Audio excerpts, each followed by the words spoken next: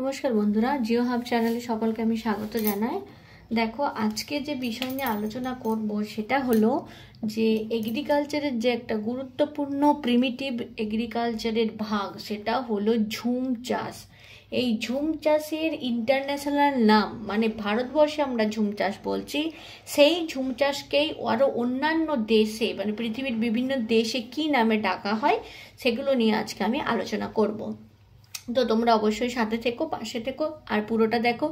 এখান থেকে কোশ্চেন কিন্তু জিওগ্রাফিতে অবশ্যই আসে, সেটা সিবিএসসি বোর্ডের এক্সাম হোক, বেঙ্গল বোর্ডের এক্সাম হোক, যে কোনো বোর্ডের জন্য এটা খুব গুরুত্বপূর্ণ, আর জিকের জন্য তো বটেই। তো দেখো, প্রথমেই আসি এই যে ঝুমিং বা ঝুম চাষ, সেই জিনিসটা আসলে কি। ঝুম চাষ হচ্ছে একটা এমন প্রাচীন কৃষি পদ্ধতি যেখানে একটা নির্দিষ্ট অঞ্চলে জঙ্গলকে পুড়িয়ে দেওয়া হয়। এবার সেই জঙ্গলটা পুড়ে যে ছাইটা তৈরি হয়, সেই ছাইটি মাটির সাথে মিশে গিয়ে মাটিটাকে উর্বর করে এবং সেখানে কিছু চাষাবাদ হয়ে থাকে। মূলত পাহাড়ি এলাকার মধ্যেই কিন্তু এটা বেশি পরিলক্ষিত হয়। তবে এই ঝুম চাষের যে ক্ষেতটা থাকে সেটা 6 মাস বা 3-4 মাস যাওয়ার পরে তার উর্বরতা হারিয়ে ফেলে। সেই জন্য এই ঝুম চাষের সাথে যুক্ত মানুষেরা আবার একটা অন্য ঝুম ক্ষেত্র কিন্তু বেছে নেয়। তো ঝুম চাষের ভারতবর্ষের বিভিন্ন জায়গায় বিভিন্ন নাম তো রয়েছে, সেটা নিয়ে আমি পরবর্তী ভিডিও বানাবো। তার আগে বলি, এই ঝুম চাষ ভারতের বাইরে অন্যান্য দেশে কি কি নামে পরিচিত। ছোট্ট একটা ভিডিও, কিন্তু খুবই ইনফরমেটিভ।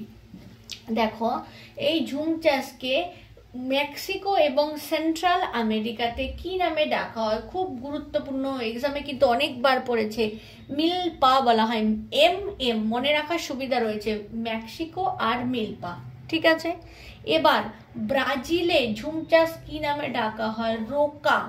এটিও কিন্তু খুব গুরুত্বপূর্ণ। দেখো, আমি ডবল স্টার দিয়ে রেখেছি যাতে তোমাদের বুঝতে সুবিধা হয় কোনটা ইম্পর্ট্যান্ট। রোকা।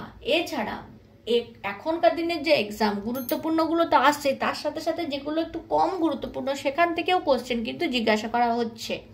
তো শুধু এই দুটো জানলেই তোমাদের হবে না, আরও কিছু কিছু জেনে রাখো। সেটা হলো ভিয়েতনামের রে নামে পরিচিত। ভেনেজুয়েলাতে ওই একই ঝুম চাষ কোনুকো নামে কিন্তু পরিচিত।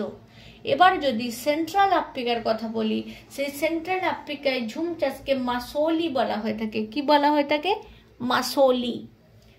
আর ইন্দোনেশিয়াতে লেডাং। ইন্দোনেশিয়াতে কি বলা হয়? লেডাং বলা হয়।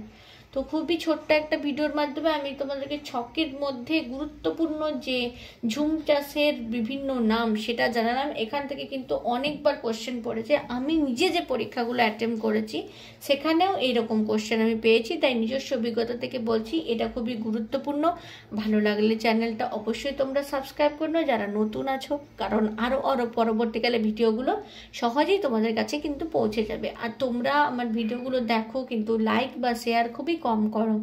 তো আমার রিকোয়েস্ট রইল যে লাইক শেয়ার অনেক বেশি করে দিও যদি ভালো লেগে থাকে। অবশ্যই পাশে থেকে দেখা হবে পরবর্তী ভিডিওতে।